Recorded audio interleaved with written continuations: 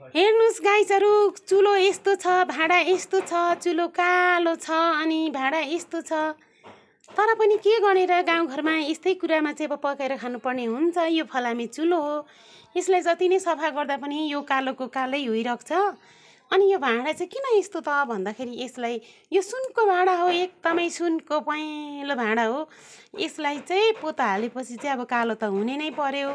तर हेर्दाखेरि यस्तो भाडा भए पनि यहाँभित्र चाहिँ के पाकेको रहेछ त म हजुरहरूलाई देखाउन गइरहेको छु।